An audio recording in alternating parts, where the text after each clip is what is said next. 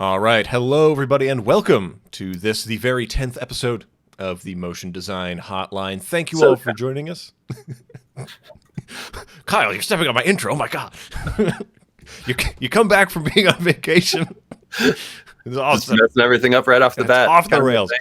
Everybody, Kyle Hamrick is back with me here on the stream. Thank you all for coming with us here on this adventure into blending modes, something that a lot of people do not touch often, or if you're coming to it from Photoshop, then you probably touch them all the time. I don't know.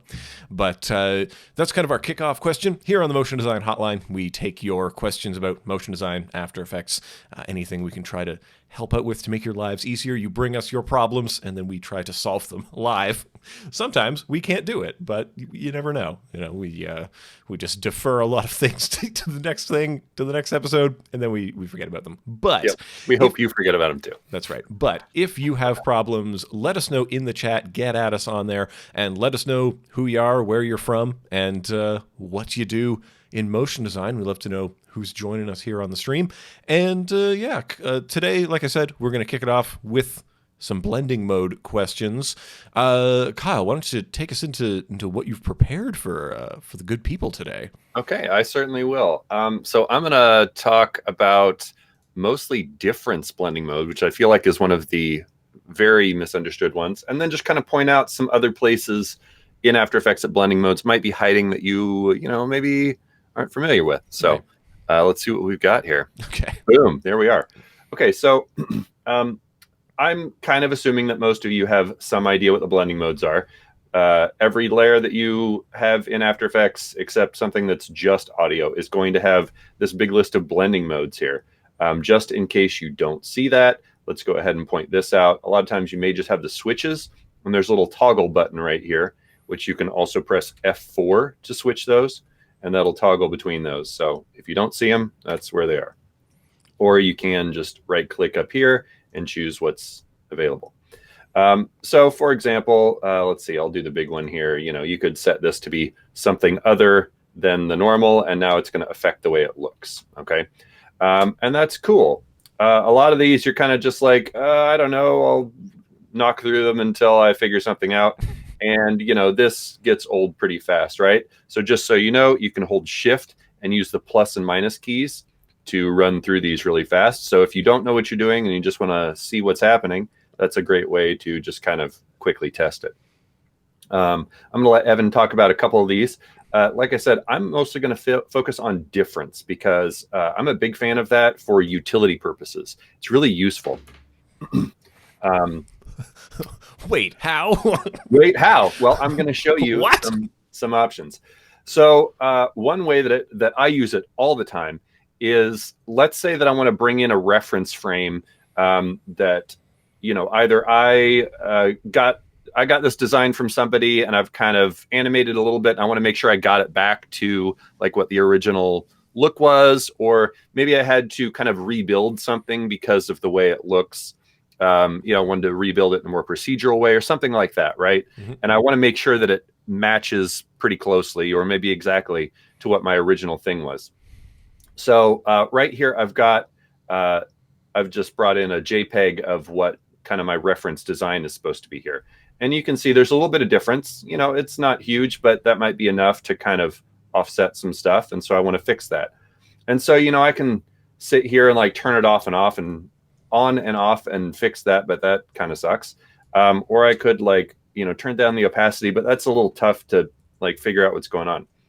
So this is one time where difference really comes into play here, because it will show you the difference anywhere that things are not the same. It's going to point those out to you really clearly. And so now you could say, oh, okay, well, hey, there we go. And when it turns completely black, that means it's perfect, right? And so this is a great way to kind of match stuff up and make sure everything is exactly perfect. I'm not going to fix all those. I think you can use your imagination. So because I use that trick a lot, especially in some of the stuff I've been doing lately, that shifting through these with the shift key and whatever is nice. But I actually set up a couple of custom hotkeys, Shift D and Shift N, to just swap between these two really quickly. And I find that really handy. So if you don't know that, you can go to Edit, keyboard shortcuts, and you could just find some that don't already exist. Shift D and Shift N were open, I believe. And so I use that to just quickly toggle the difference mode. So this is really handy for footage purposes, by the way. If you've ever needed to do like some quick edit detection and you don't want to buy Magnum, which is a great tool, by the way. And fun fact, this is essentially how Magnum works, in my understanding. So I've got this really complex edit here.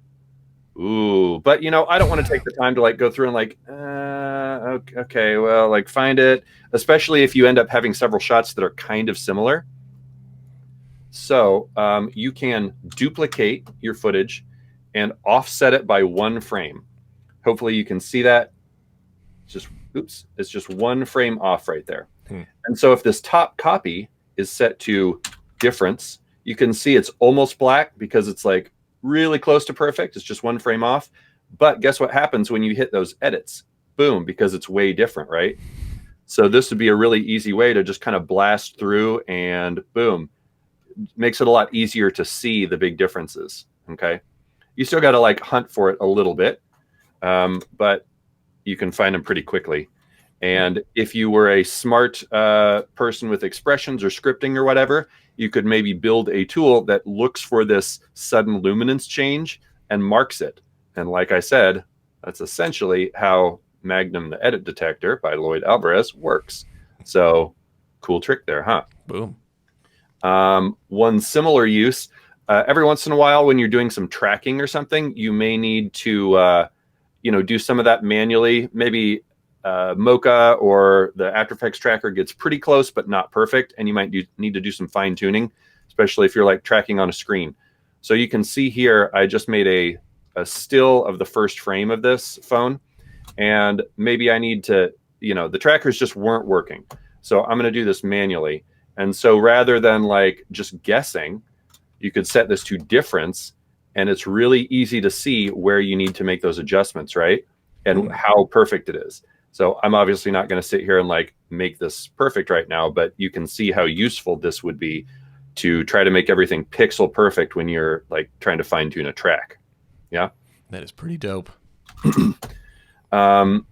Okay, so just to kind of point out a couple places where you might not think to look for blending modes, like I said, every layer that has a visual component is going to have all of these, but there's a lot of layers that actually have internal blending modes that can give you some really cool possibilities.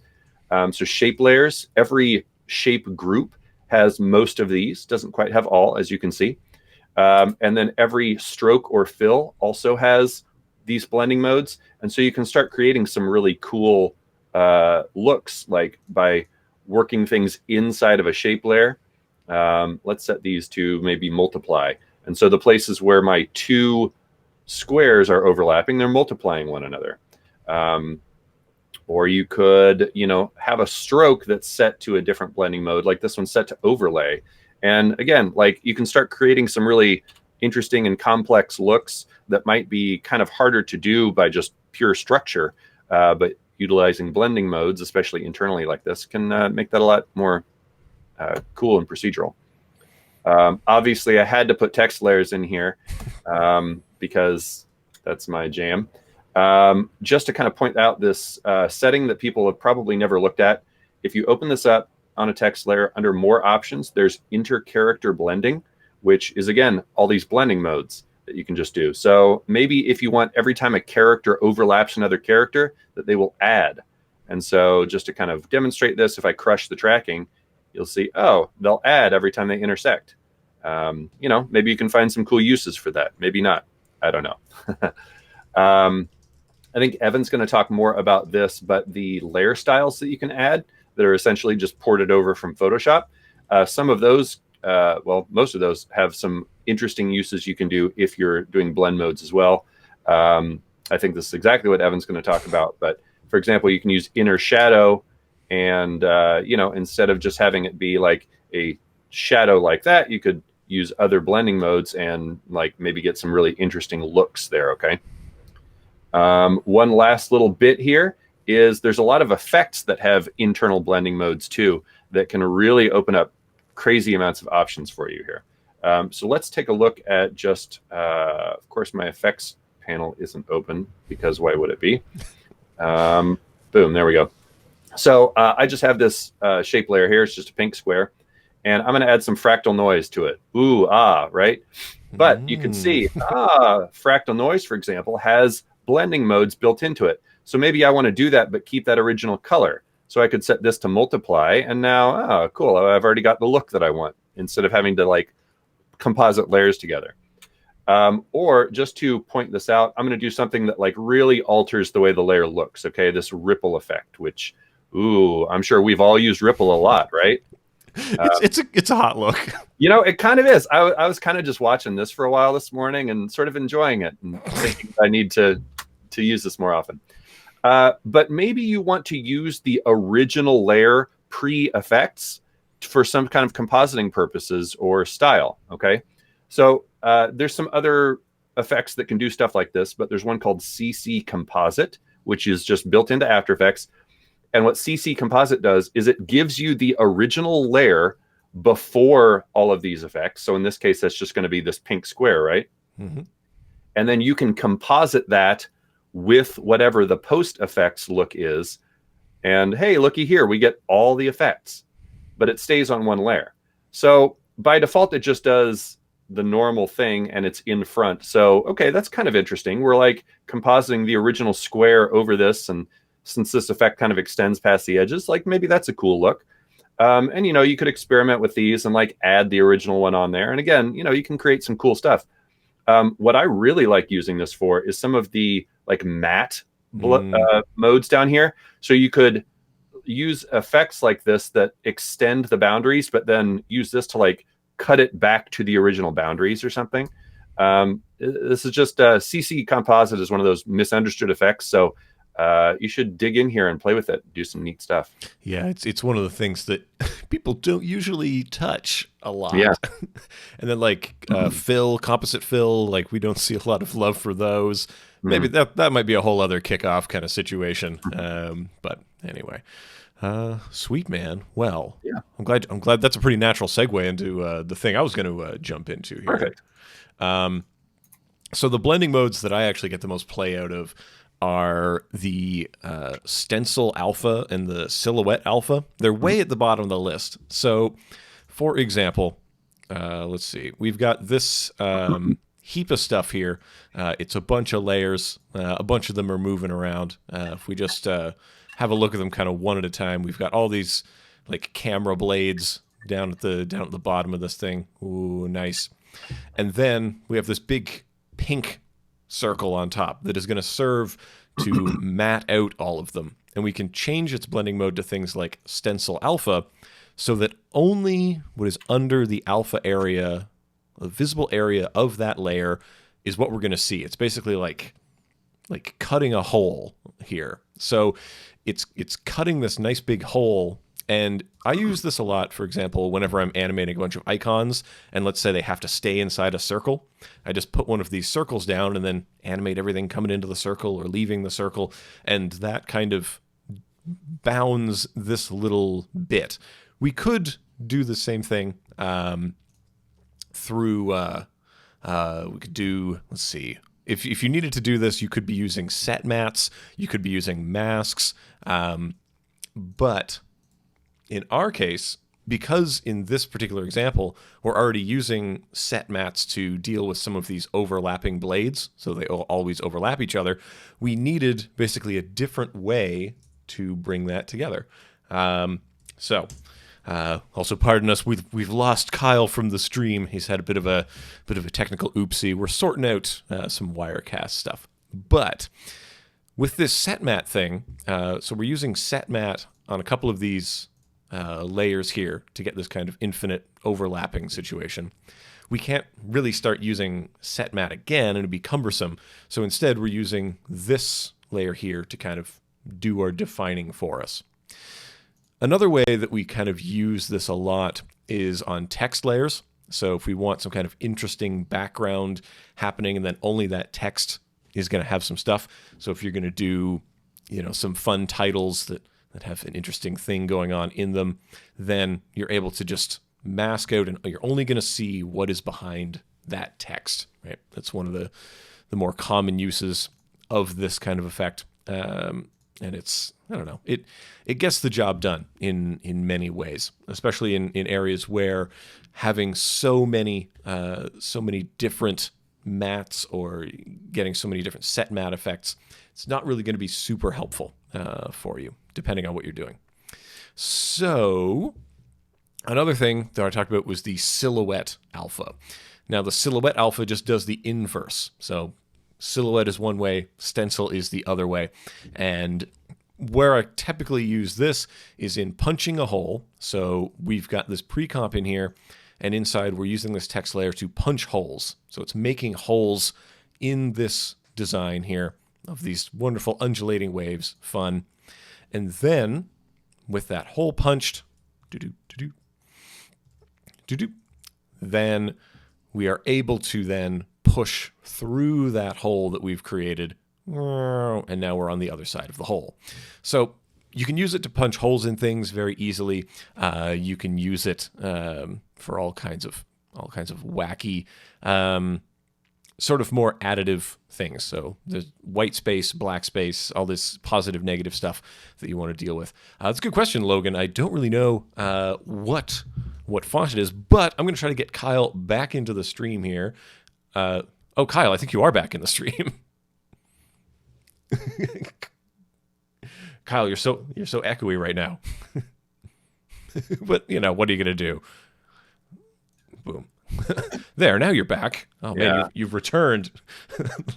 Sorry, folks. We're kind of trying to track down what is causing this, but at least we have a relatively quick solution when it does happen. That's true. Hey, speaking of quick solutions, I got one more thing to talk about with blending modes. Please do. And then we'll get into your questions. So hook us up with them questions. Logan would like to know what this cool font is that we're using.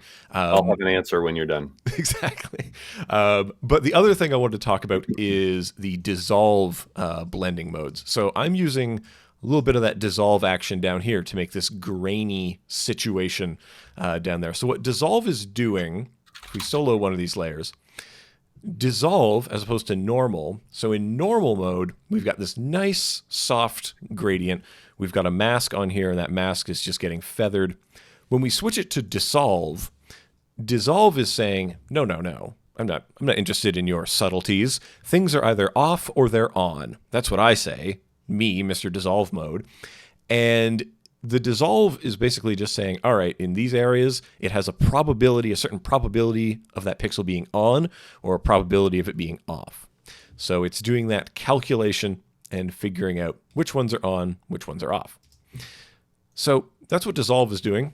The other version of it is you can have dancing dissolve, and that's running the calculation all the time on every frame. So it's recalculating, causing that dancing effect to happen.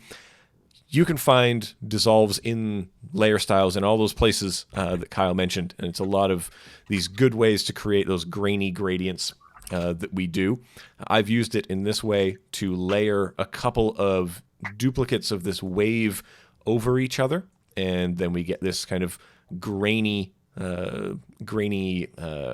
highlight here on the edge. It's just a nice way to layer and blend things.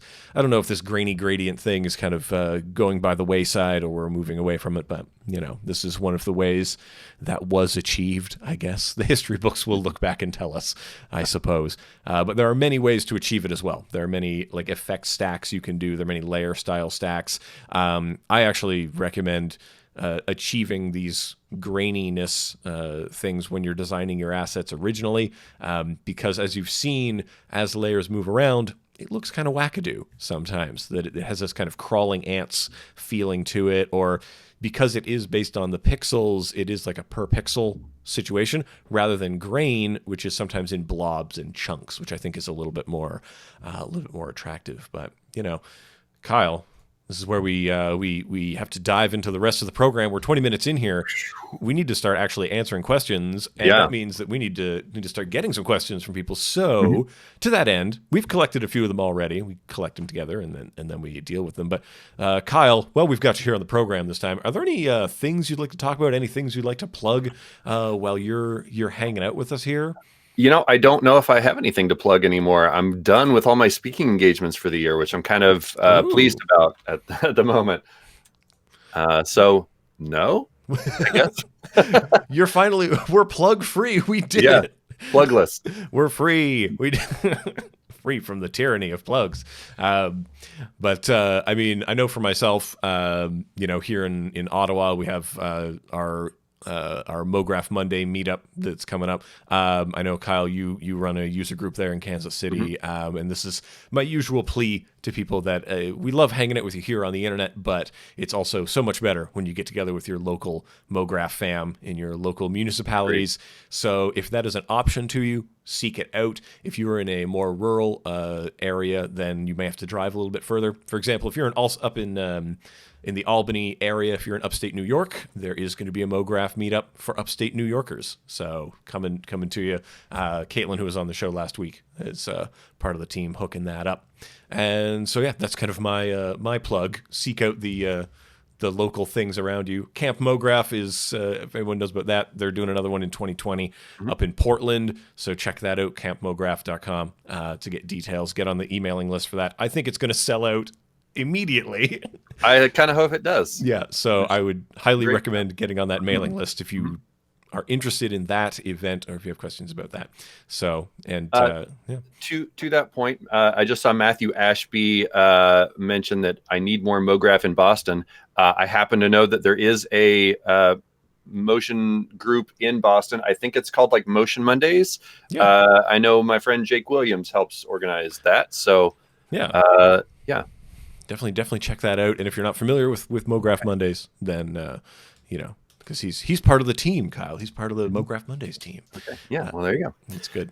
So we got some questions building up. We've got some early ones. Clark Kent, great to have you with us here. Clark. Always asking the early questions. I love it because we've always got something to talk about. So what do you think? Let's get to I guess we might as well do them in chronological order. I will take 1 second here because I forgot to say this. If you want just kind of a nice explanation of what all the blending modes are, Patrick Butler made a nice article last year, I think, on School of Motion that's like the ultimate guide to blending modes. And he goes through and explains like what each one is doing mathematically and kind of what the visual look's going to be. So there's a lot of nerd stuff in blending modes. Nice reference for what, like, so you're not just randomly guessing, but you can actually see what they're doing and have some expected behavior there. Yeah. It's there's a lot of things that are happening. Like when it says multiply, there is multiplication happening. Yeah. Right? So those are some things to think about. But yeah. So Clark Kent asked in his first question today, 2 quick questions. We're going to find out. As motion designers, which months are the slowest in terms of work? Is December a good time to look for work? Interesting. I don't know about you. I know it's very subjective. I've talked to people who say the summertime is the busy time. Some people say the fall is the busy time. I think it really depends on what industries you happen to be in, for example, because so motion design itself we think of sometimes as an industry, but it's better to remember that motion design is more commonly done for clients, and depending on what types of clients, they have their own kind of ebb and flow, their own cycles.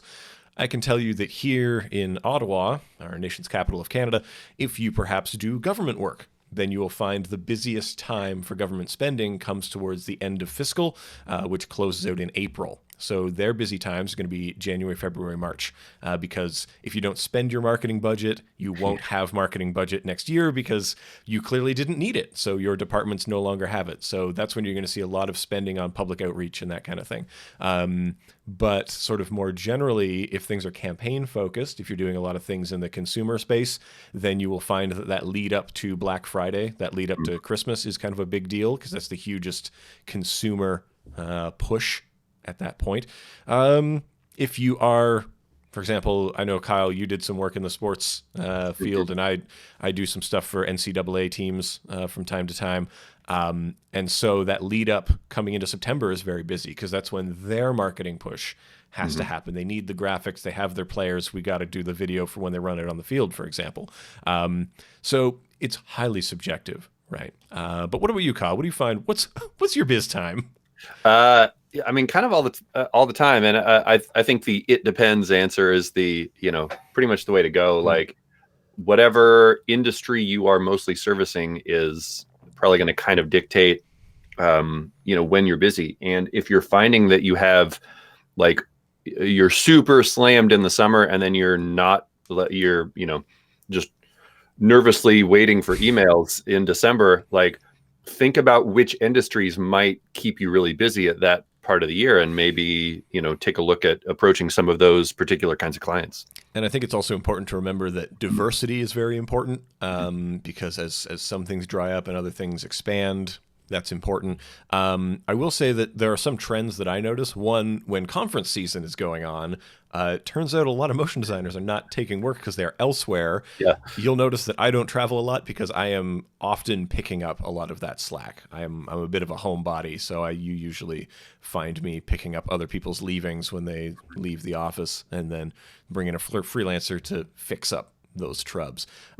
Another time, so for example, we are coming into December, into the holidays. A lot of people do take vacation, so that's when people are literally not working, and if work needs to be done, yeah, exactly. Well, I don't take all the same holidays as everybody else, so it kind of works out that way. And it is kind of fitting into those gaps. But I really like that idea of, like, if you have a hyper busy time and a very lean time, think about diversifying to kind of even that out, or just plan your life accordingly. Know that, hey, I can take a vacation at this point. One of the biggest problems as freelancers is, when do you have time off?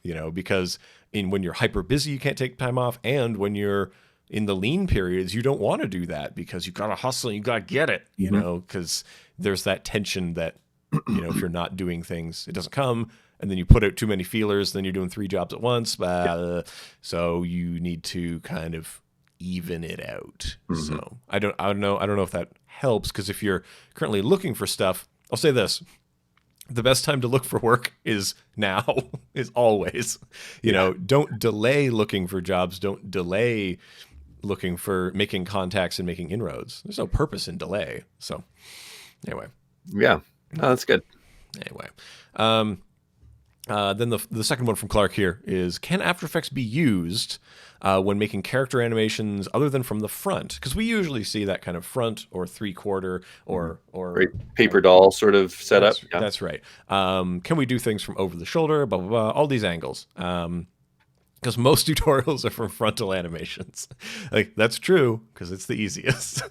It's also some of the easier, most banal kind of angles, And something else I want to say in the chat: let people know when your busy times are, when your lean times are, because we would love to know. I know Sam at Bear Studios here is saying that the UK is fairly good around November, that kind of thing. So we'd love to know how it's like all around the world, because I know everybody's different, everybody's special. So tell us about that. Kyle, I think you had some thoughts about this, about, can After Effects be used to make character animation of all kinds of angles? Yes. Our highly complex answering algorithm. It most certainly can. Really, if you think about it, a character is typically just a collection of shapes, right? So you kind of just put them together in whatever assembly you need. Just off the top of my head here, I kind of looked for a couple of quick examples that would kind of help illustrate. And what pops into my mind when I think of illustrative character animation, there's a guy, James Curran, Slim Jim Studios, that does a lot of great stuff if you follow him on Twitter or elsewhere. One of the things that pops into my mind is he went to Japan maybe a couple years ago here and did a GIF every day. And so this is a great assembly of just tons of cool stuff. But and he's been working his way towards remaking all of these in 3D lately too. But you can see, there's things from, most of them are frontal, but there's some side stuff. There's ones that are totally from the back. this is just like kind of a nice, you know, one screen of a bunch of different ideas here. But you know, like I said, they're just shapes, and it kind of depends on how complicated your character is. But I thought this also popped into my head. This is my friend Jess Libby, who is actually with us in the chat today. You can find her at Ubuntu Motion is her company, or this handy dandy little link from my site here. It's a video we worked on together last year, and you can see the characters are mostly like pretty frontal, right? They're kind of these simple little like dot kids with bendy arms, but you know, we did some other, hey, looky right there over the shoulder. It's really the same thing because these are simple characters, right? Mm-hmm. It's just the, you know, it kind of doesn't have a face on it. Or there's a couple shots that are directly overhead, like the canoes here. It's really just like, it kind of comes down to, is there a need to build a different rig? Because that's what you're going to have to do. You know, your frontal rig like this is probably not going to work for something that's totally overhead like this, for example. So I think a lot of people do kind of default to this because it's like, well, I only have to build it once and now I can use it in a bunch of different ways. But depending on how complicated your character is, you can set it up however you need to. Yeah, and I think the important thing there to remember is that all of these things aren't literally the things, right? It's a collection of shapes that represents a thing. Mm-hmm. So you're really only bound by what you can reasonably represent using a collection of shapes. And so a front angle of something is the same as a side, is the same as a top, is the same as isometric. You're still just creating shapes that make it look like that's the thing. Mm-hmm. The big question is, do we have to do a turnaround? Do we have to turn from one position to the other? You know, Kyle's mentioning in the chat joysticks and sliders, which is fantastic for these kinds of looking, turning, you know, pivoting kinds of actions, because it's able to do a lot of the interpolation in between those poses. Mm-hmm. But also, if you find, oh, we're going to have to go from the front and then the camera's going to move to the over the shoulder and then it's going to move to overhead, then you have to think, oh, well, isn't it more effective if this person's really three-dimensional? You know, mm-hmm. that those are the questions to ask. And then if you think, oh, I guess we have to. Oh, but the client doesn't have the budget for it. Oh, right. That means that this instead needs to be conceptually something different, right? Right. Or it just sounds like a cut to me. Yeah, just do a hard cut of some kind or cover up that stuff. So, you know, it is the kind of thing where there are certain techniques and certain kind of tricks you're going to want to employ when something is in profile or is in over the shoulder.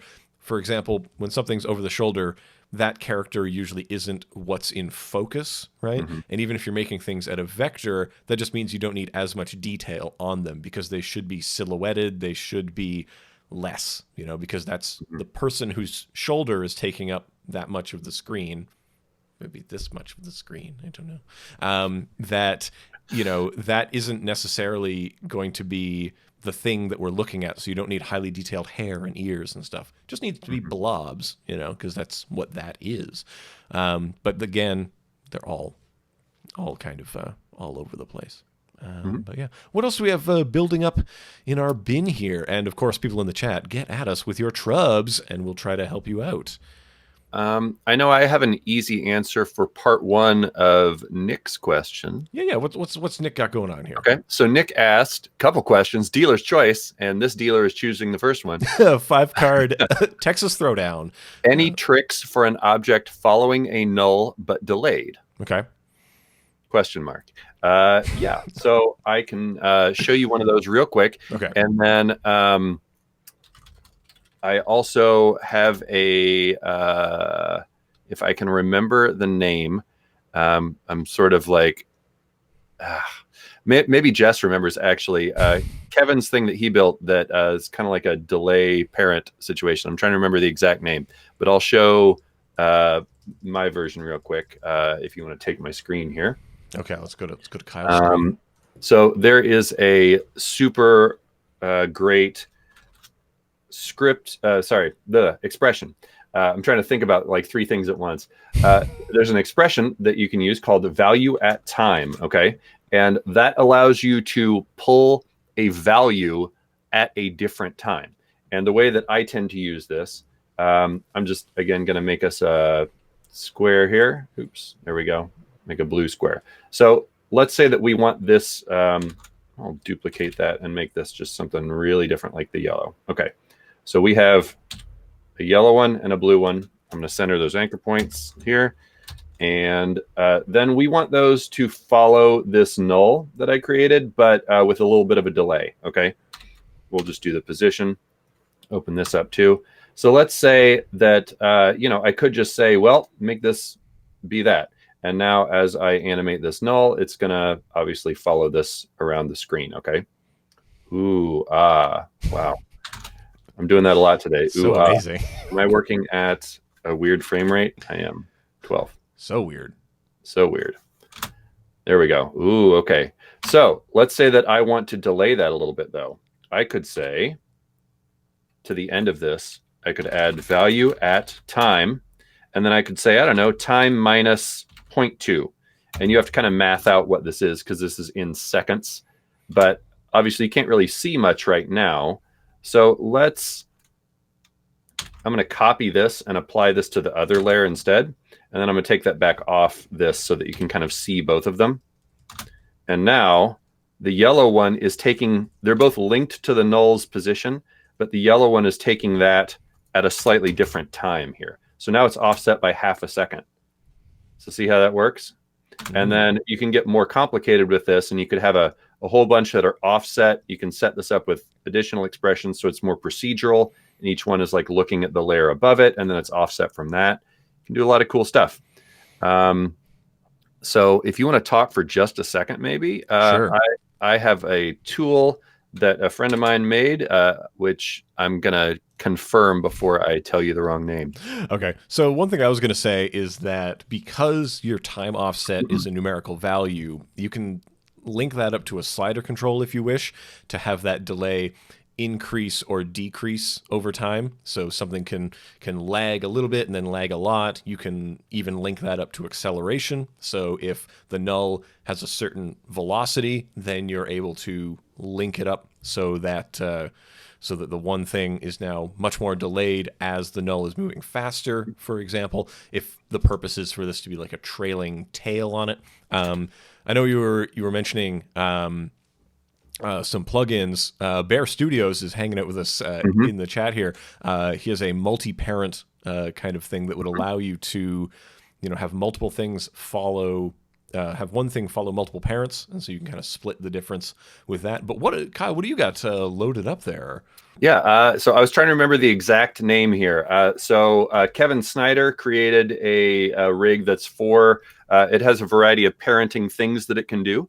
I know that we have shown the multi-parent rig that Bear Studios makes in previous episodes. This is kind of a like fake parenting because it's like parenting, but you can do just specific properties or kind of be choosy about that. It's using expressions kind of like I just showed you here. But one of the things that's built into it is you can delay. So you get, like XY or X only, whatever. So if you wanted to have just some of the properties like quote parented, but others not, then this does a lot of that. So, and delay is one of the things built right into this. So check that out. I'm kind of bummed that it's not faux parent like. Well, it could be in French. That would have been such a good entendre. I think Kevin lives in Oregon, so I mean, probably not a lot of French speakers down there. I guess I've only ever spoken to him via Slack, so maybe he has a French accent, and I just don't know about it. Hard to say. Okay, awesome. So hopefully that helps with your delaying trubs, because that's no one likes to be lagging behind too much. The second part of his question, though, is speed graph versus value graph. Let's have a fight. When to use each or best practices. It's interesting because there are some people who are value graph only type of people. There are some people who are speed graph only type of people. And of course, there are important reasons why you would use one instead of another, and why you might choose one instead of the other.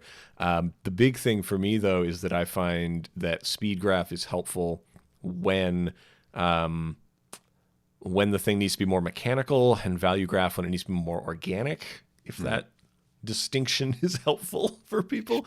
I don't know, Kyle, where do you draw the lines? Yeah, I would say probably 9 times out of 10, I'm a value graph guy, but there are definitely times when the speed graph is helpful when you need to manipulate the speed specifically. Right, yeah, because not everything has values, right? Right. Like if you're keyframing a shape layer path, that doesn't have values in the same way. You know, it doesn't make the same sense because it's a path property. So the properties are going to delineate which is most appropriate for you to use. But really conceptually, some people only understand one graph or the other. I would recommend getting familiar with both. The value graph is the more popular one, right? Because Cinema 4D uses value graph because most programs think of things as value over time rather than speed over time, because speed is, you know, an added computation of things. I think for me, because I started out and speed was the default originally, that's why I think of it as the default graph. And because for me now, conceptually working that way, it makes sense for me to understand, oh yes, this is the speed at this point in time, right? And that those curves are the shapes I'm most comfortable observing, you know, and understanding. But it's you know, it's very subjective, because when you need a more nuanced movement of something or a more nuanced take, you have to go to the value graph, because the speed graph is a little bit rougher in terms of what you're actually controlling and to what detail. So I don't know if that's helpful. Maybe those are not hard and fast rules. Let's say get comfortable with both, man. It's important. But yeah. It's kind of where I would go. I know. Yeah, well, we shall see. We've got another question here in the bin in the area. But if you have any questions for us, you know, we're here for another 20 minutes or so. So we'll try to get to whatever you got. Fire them at us. We'll see what we can do. Pew pew pew. With sound effects, please. That's right. Keep it together.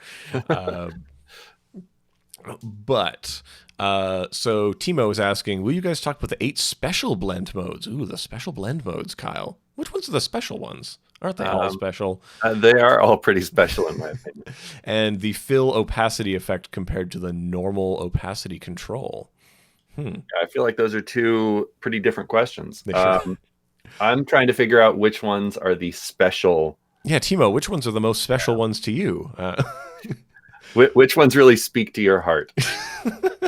Wait, is there a category of them that only has 8? That's the big question. That's literally what I'm looking at right now, right. And the answer is no. So I'm trying to figure out which ones he's asking about. Which are the 8 special ones? You let us know, Timo, if you're still around. You let us know in the chat which ones are the specialist ones. But we can get on to that second part about the various opacities, what that means, what they do. Like, so for example, some effects have opacities on them. So let me just go ahead and crack open the After Effects. Oh, crack it! I'm gonna crack that thing open. I'm gonna do it. We're gonna look at After Effects. Strangely, that has the same sound effect as the lasers. Pew pew. So we've got a thing. We've got a thing out there, and this layer has opacity. So, whoa, that's what it does. There are many ways to put effects out here. So, for example, I can use the fill effect, drop that out here, and now this has an opacity as well. Well, they've both got an opacity. So, opacity 1, opacity 2, we now have multiple controls of the opacity. So, imagine they're both being applied at the same time, right? If that helps. So, the thing that's kind of hard to remember about this stuff is that, especially with fill, that the fill is actually overriding basically everything. It's putting this color out, and now you're also controlling the alpha of this thing. It's basically looking at the alpha of all the pixels you have and filling them in. So that's fill. That's how fill be do. We also have the option of grabbing the transform. We could grab the Distort Transform out there, and I believe it has an opacity on there as well, which again is not necessarily overriding, but so this one's at 50, and now we're at 50% of that 50, which is 25. So there are many places you can get even more controls over opacity, which are again affecting each pixel. Say, hey, pixel, let's take some of your opacity away, Right. So that's kind of what's going on with those. And sometimes it can be a bit confusing. Why is this effect doing whatever? But I think the important thing to remember is that all of these things happen in an order. There's an order to the universe. There's an order to when things are applied. So that's kind of something that you want to be aware of and cognizant of, that certain things are happening in certain orders. So, you've got... what is the specific order? I always get some of them flippy floppied. Yeah, if you put a gun to my head, I would probably get at least one of them wrong. Do masks come to 4 effects? Tell me now. What would be a good thing to show while you're in there is the compositing options that are on those effects, and how that is kind of another way that you can have opacity control over things. That's right. So if you hit E here and you go to your effects, look down at the bottom and look at this. It's got compositing options. As long as you're using a modern version of After Effects, you should see this down here. And now I can actually affect the opacity of that effect. All right. So we're going to turn this on, and we can have this effect is being applied at 50% of its opacity. Right. So what does that mean? Well, hold on. Let me just call up this layer's opacity and put it up. So this layer originally was blue, and now we're applying the fill to it. And now that effect's opacity is at 50%. Here it is at 100. Here it is at none. So you're able to blend this on and off, for example, with a lot of effects. You can bring things on and off and blend. Oh, we're going back to blending, guys. We're talking blending again. So you can have these compositing options. Another thing that's kind of fun is that you can draw a mask, and then you can use these compositing options, hit the old plus on here, and now suddenly your compositing options are to just have that effect take place inside that mask, which is pretty fun, because then you can go to the mask and you can do things like blur it out a little bit, or do all kinds of fun things with the feathering and the expanding. And oh, look, hey, there's some more opacity for us to talk about. There's another opacity here. We got the mask's opacity. So then how many times does the word opacity come up in here? A bunch. It's in there a lot now. So there's opacities on opacities on opacities. Same thing with positions on positions on positions. And it's a lot to keep straight. There is a hierarchy of it. The big thing to remember is if you start messing around with things and you don't know what's happening, just hit the U key twice and you'll see everything you've changed, and you can undo just about anything. So that's kind of where we at with this. If I don't even know if that was helpful, but we'll find out. But hey, thankfully we got some more questions. Hey, which were those 8 special ones, Kyle? Did we find out? So according to Jess and Google. Okay. Color burn, linear burn, color dodge, linear dodge, vivid light, linear light, hard mix, and difference. Okay. Well, we talked about difference, so 1 out of 8 is done. We nailed it. Well, a lot of them are about how light and dark things. So it's useful stuff in there. Anyway. And I've been. Sorry, Timo. I've been kind of trying to keep up with your comments while also paying attention to Evan, which is difficult. Timo was trying to clarify the blend modes that have different fill controls when comparing it to normal opacity effects. Normally use opacity effect in Photoshop. And the fill opacity actually makes blend modes like color dodge, hard mix, etc. usable, since decreasing the opacity only decreases the opacity with these, while the fill opacity changes the projection. Right. So, wait, is that even a thing in After Effects? I don't even, no. There are ways to approximate that. Yeah. You do get some blending options in Photoshop that frustratingly don't quite exist in After Effects. Right. And that's one of the things you need to think about when you're designing in Photoshop to send to After Effects, is that some of those fill opacity options that let you do some cool compositing in there actually don't then exist over here. Most of them, but not. Yeah. There's that one crucial control missing. Right. And that's, I don't know, maybe that's an oversight. Maybe it's something that doesn't quite fit, but it is. So I was like, oh, well, these are all the opacities I know about. Now we've hit it. So. Okay. So Timo says in caps, yes, it is. It is in here. Sure well. Oh no, I think he says it is frustrating. Yeah. Yeah, it is. I will say, the School of Motion Design Bootcamp, that was when I really kind of saw how frustrating that was, because I had never used those that often in Photoshop. But Yes, Timo, I feel like this is maybe something we should research a bit so we sound a little more informed about what we're talking about. I guess that's true. Well, hey, we got some other things that we can prattle about. What do you think? We do. Yeah, totally. I'm all about prattling. Yeah, man. Welcome to the prattle zone. There's a couple here that I could. Oh, you already found that one. Yeah. There's a couple here that I could definitely talk about. I'm on it. Yeah. What jumps out at you? We got time. I mean, I can always talk shape layers, but I like Clark's too, and that Clark's feels like a good way to kind of talk about squishy stuff for the ending. So let's save it for the ending. I think we've got time to get into this repeater question. I want to jump on that. So we got a question about, can you help us, tell us some techniques using this shape layer repeater. Shape layer repeaters are things that I like to use often because I am lazy. And I don't you like to utilize the resources that you already have at hand. How about it's true. I do like to do that too. As a creature that abhors work, I try to do this. So repeaters, so this takes us back to some real shape layer basics that I think are really important. So all shape layers, you twirl them open, you got some contents. Inside the contents, we got a group. So this is a group that happens to be called ellipse 1, but it could be called all kinds of things. So it could be called group. Inside that group are a bunch of things, a path, a stroke, a fill, etc. We can start adding more things, and one of the nicest things to add to it are deformers. I'm going to make this nice and small so we can truly appreciate the repetition that's about to happen. So we can add in here a repeater. Now the repeater has been added below the stroke, below the gradient, so it's down here. You could instead put it up here if you want. If you really, really want, you can do that. I'm going to change the gradient to be a little bit more extreme so that we can actually kind of appreciate what any of this is. So here's our gradient fill, and it's at the bottom, all right? And what that means is that it is taking place after these other things are happening. If we put the repeater below it, notice that the color of these things has just changed. And that's because it is repeating after the stroke and after the gradient. So where this is in the stack matters quite a bit.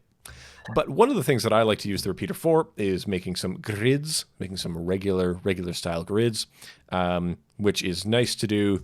You just punch in a number for the number of copies, and then you just offset it to be about half where you want it to be. So for example, let's set this at 9 so that we're filling this up with 9 things. And then the basics of the repeater are, this is what is going to happen to every copy. So every copy is being moved 60 horizontally away. So positive 60 away, positive 90, whatever. We'll put it positive 60 away. So each repetition, each new instance of what's above it is 60 away.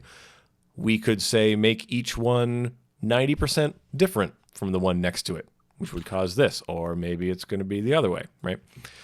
But we are repeating only in a line, right? And maybe they are rotating, which does nothing because these are spheres. Or maybe we're changing where the anchor point is, and we're changing where the rotation is, and we're changing, we can change all of these little things. Something I'm going to advise is that you go slow if you're working with repeaters for your first time. Change only one variable at a time and see what's happening.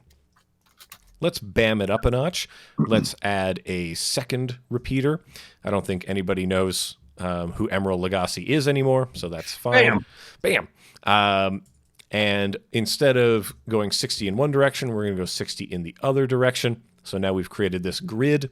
We're basically we're going to duplicate a bunch of things in one direction, and then we're going to duplicate them in the other. So this row has been made of duplicating everything above it, and then up and down is duplicating again. So we could, if we wanted to, start doing some wackadoo stuff, like so, as we start altering, the scales of these things, making these kinds of weird particular looking spaces and stuff. So that's something you can kind of do with this. One thing that's kind of nice is if you're creating backgrounds and you're creating some interesting let's undo the things. There we go. If you're creating interesting backgrounds or arrays, then playing around with things like the horizontal and vertical squishing of this can be fun for making little interface elements and stuff like that. So the main thing I would say, though, if you're having trouble with the repeater, start with one, mess around with it one element at a time, and eventually it'll start to make a lot more sense. It's one of the more nebulous tools, and see what happens when it's at different places. And Kyle, you've got some more advanced stuff about the repeater going on your screen, if you like. Let's go to Kyle's screen. Yeah, I have a couple examples here. This is actually one of the sessions I just gave at Keyframes Conference, was about shape layers. So there's all kinds of good stuff in here. One important thing that Evan pointed out is the order of those effectors that you're adding on here totally matters. So don't be afraid to play around with those. And if you are almost getting the behavior you want, but not quite, feel free to just move them around and see what works. Obviously, as you showed, you can do cool stuff with the repeater. It's nice to make a grid of something, or to kind of have things sort of, procedurally, change like this. It can be a real easy way to make a long shadow. If you are, just using shape layers, you just kind of like determine how far it moves, and, just don't go so far that you break it like this, right? You can do something like that. An important thing to point out. So each repeater has its own set of transform properties, and you're basically just telling it how far from the original one is each copy going to be, right? But you can set those, but you can also animate those. Okay. And in this case, I have two repeaters. The first one is kind of offsetting them this way, and I just slightly animated the rotation property here. And then the second one is kind of gridding it out like this. And I just fed it like a handful of things. But even a little bit of movement there can add like a ton of complexity pretty easily, because now you're repeating it, but also kind of slightly moving that. The repeater, if you want to math it up, and this has a lot of expression controls to kind of do this, but you could just look up how do you make a hex grid or something like that, figure out the math for it, and then you can use, in this case, one repeater, two repeaters to make it horizontal, vertical, and you could build rigs like this that can do some really interesting stuff. Fade that opacity off over the life of the thing, can do some cool rigs like that. If you combine this with wiggle transform, which is kind of a misunderstood thing as well, which I highly recommend you play with. Just one more quick example here. This is just a stroke that goes across the screen, okay? And then you can use the repeater to bloop, fill up the screen like that. But a cool thing about wiggle transform, in addition to what it does already, which is just kind of give you some randomization on your shapes, it respects the shapes that the repeater's creating as different shapes. And so wiggle transform can actually randomize all of those repeated copies in cool ways. And so this is just like a little transition rig that I built, but there's just one set of keyframes for all these. And again, you could maybe animate some of these internal position transform properties and stuff like that to create even more complexity there. Beauty. Because this is one of those trubs that I think a lot of people kind of run into with repeaters and randomizing and making grids and doing things with them. So it's something that requires a lot of exploration. It's not super intuitive. If only there was a contextual menu or something that would help us out with that. I'm sure some geniuses are working on something perhaps to help us. Because shape layers are one of the most requested things to be altered or changed or improved. With we can repeat, but we can't do anything about timing. Those kinds of things. Yeah, that would be nice. I don't know. I don't know. But I know if you go to the Adobe support forums or the user voice thing, there's a lot of things about shape layer in there. But we got time for maybe one more thing. And, you mentioned there's some squishy stuff in here. What do you think? Yeah. Clark had a couple of questions about, I'll just kind of read them here. We'll see where we get. Okay. Suggested for a future show, or maybe right here. So as a beginner, what process do you recommend for beginners who want to deconstruct an existing design, and basically learning what is right about that design, then incorporate that in inspiration in their own work? For example, in illustration, you have elements, line, color, shape, value, etc., and principles, balance, proximity. How do you critique a motion design? I think the short answer, which is a little more complicated, is design principles plus animation principles. Yeah.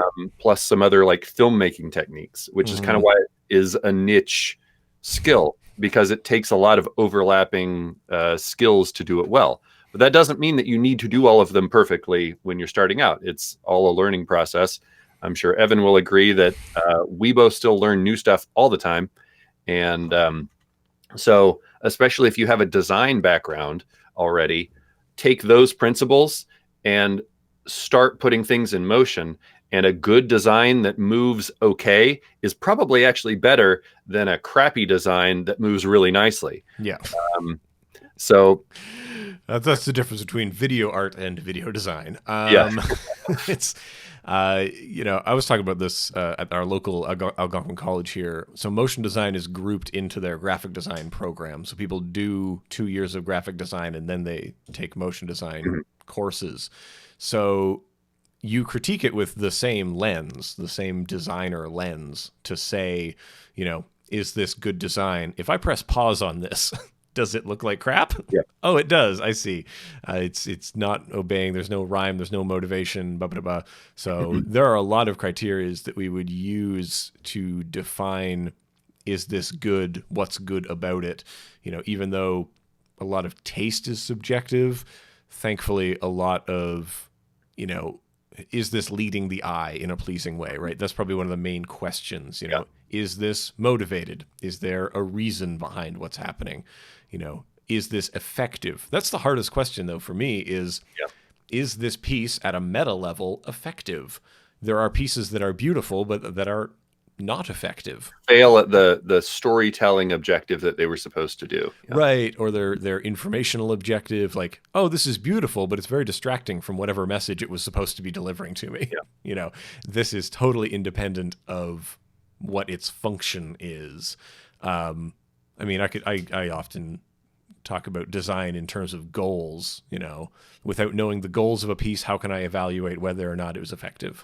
I can't, because I can't say whether or not it does the thing that you set out to achieve with it. So that's probably the best way to think about it. But if you're thinking of just in terms of visual interest, right? Is this visually interesting? Yes, no, why? What about this commands my attention? What about this alters my attention? The way you critique art and the way you critique design is a little bit different. What is the message here? What does this mean? What is its context? It's a little bit different. I'm not sure if that really helps in dissecting, because at a technical level, right? If you're dissecting something for its technical things that are in there, it's really, how was this made? What techniques went into causing this? What technology went into doing this? That's a different set of criteria to break something apart. That's it's a different set of skills to observe something technically, to observe something through a design lens, to observe something through an artistic lens. These are all different lenses you can use in which to critique a thing. And some are, nothing, it's not like one is more valid than the other. It's just, what is your goal? What do you want to do with that critique? What do you want to get from it? I don't know. What about you? Like, because you come from a film background, right, Kyle? Yeah. Yeah. So your lens is probably a lot different. You would think of things in terms of shot composition and editing and stuff, right? Often, yeah. And I kind of came to design skills later. So for a long time, I made stuff that, looked crappy, I think, but maybe was, effective for what it needed to do. Or I think this is part of why I come from sort of a more technical perspective a lot of the times too. Yeah. But yeah, hopefully that kind of helps in terms of how to look at something. Before we go, though, I do want to ask, Alicia Goodluck has a question. Has anyone ever told a client that they have bad taste? Yeah. At the end of the day, if they're paying the bills, like, it's kind of irrelevant, but yeah. Well, so that's an interesting question that are you being brought onto a project to advise and to alter their taste level, right? I forget who had this quote, who said it, that most design is actually bad design, that most design that consumers are experiencing is actually bad, right? If you think of the majority of people and the majority of things that they consume at a base level, a lot of people are consuming and observing and choosing things that have bad design, right? Because it goes against principles, etc., right? So when you think about what is taste, right? If you're going to say to a client, you have subjectively bad taste, that doesn't really matter in terms of the efficacy of what it is. If what they want is in contravention to their goals, it behooves you to say something. But if the nature of the product, we're creating a thing for a monster truck rally, right? Oh yeah, well this is bad design. Yeah, well I want flames on that. Like like there are things that are subjective, there are things that are perhaps objective, there are things that are, is it appropriate for the project? Is it appropriate for the audience? If you ever need to defend taste to somebody, you have to take it back to those principles of what is effective, what is going to accomplish the goals of the piece. So that's, and again, I think Hans here is saying, are they paying you because you have good taste or because you know how the program works? Not every, it's also way more mental labor to critique the taste of a thing. Here's our brand guide. I need you to animate something. Cool. Well, this brand guide needs to change. Whoa, hold on. I didn't ask you to rewrite our brand guide. Yeah, that may or may not be your place. So it I think is very context sensitive. There's some nice conversation happening in the chat here.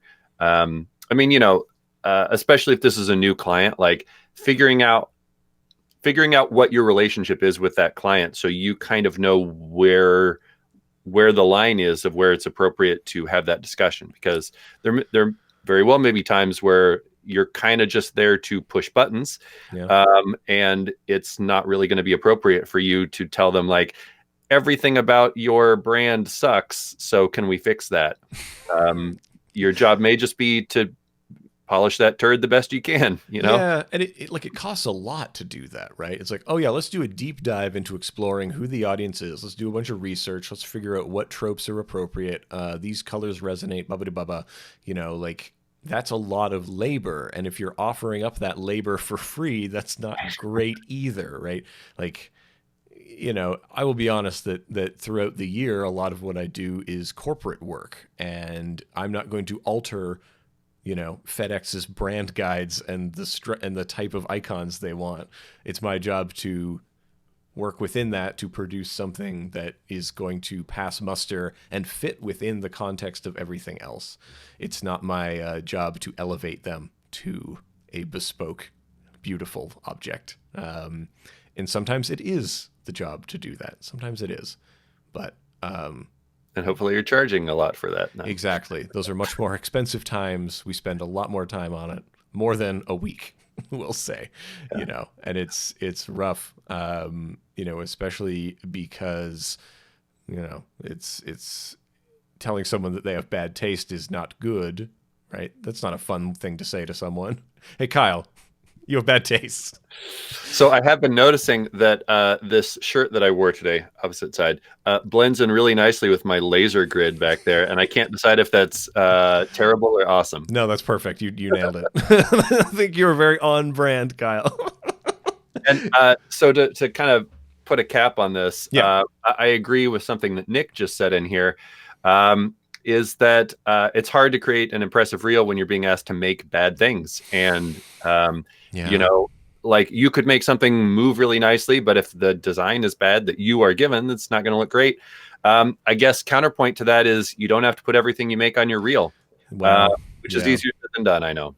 Not to say woe is me. It's too much, but that because the bulk of my work is rote things. It's how do we build a reel of those rote objects, because ultimately I would end up just doing more of the same thing. If you want to branch into other areas, you have to show competency in those other areas. That is the cart horse troubles, and it's probably one of the biggest existential crises of creative people, which I don't think two knuckleheads like us can really solve those trubs. That how do I make the beautiful thing when I'm only ever being paid to make the non-beautiful things, and that my ego demands that I create beautiful things because I know that my mind is beautiful. I wouldn't worry too much about that today, though. I don't know, Kyle. Anything else you want to talk about? Well, we'll still here. I think we gotta roll on, but Yeah. I think I have a nice, like, optimistic pirate way to end that, to reference a weird inside joke that we came up with right before the show. Yeah, something that happened during the sound check. That none of you will ever care about, but That's here right. it is. Our friend Chris referenced this here, that a lot of people's work are personal work. And I've heard a lot of people saying this, at least the last couple of years, become more of a theme. Have your reel be the kind of work that you want to do, not the work that you have done. Because especially if you're doing stuff that, maybe you're doing a lot of the same thing, you're kind of bored with it. If that's what your reel is, that's what people are going to keep hiring you to do, because they will see, oh, well, he's really good at these, straightforward corporate things. But if you want to do something else really cool, obviously, it sucks to say make a bunch of work just for your reel so you can get that work, but that can be the solution. Or find ways to get that kind of stuff that you want to be doing out there so people know you can do it. Yeah. Yeah. So I guess that'll do it for us. I love seeing the amount of back and forth that goes on in the chat. I love seeing those kinds of discussions. I want to thank everybody for coming out and for hanging out with us here on Friday, having a lunchtime, having a breakfast time, having a post-work hang if you're out in the UK, and thank you so much. Keep coming at us with your questions. We have some that are saved in the question bag for us to make use of later. We're probably going to talk about, controlling paths and morphing shapes next time, I would think. But yeah, thank you again, everyone, for coming out. I'm so full of burps here at the end of the program. Oh my God. You're so full of knowledge that it's just exploding out of my body. But yes, and thank you, Kyle, for coming and being on the show again. It's always a pleasure to have you here. Of course. I wish we had some live blending mode so I could just fade into the background dramatically for the end here. Well, we do, but I don't have that level of competency with Wirecast to make that happen. So, Wirecast, official TV switcher of this program. All right. Anyway, Kyle, did you freeze? Oh, Kyle's already gone. He's been disconnected. Thank you all again for coming out. Follow Kyle Hamrick at KyleSaurusRex on Twitter. I'm EC Abrams on Twitter. And if you like this stuff, then please like, subscribe, all that stuff. Thanks again, and have a great day.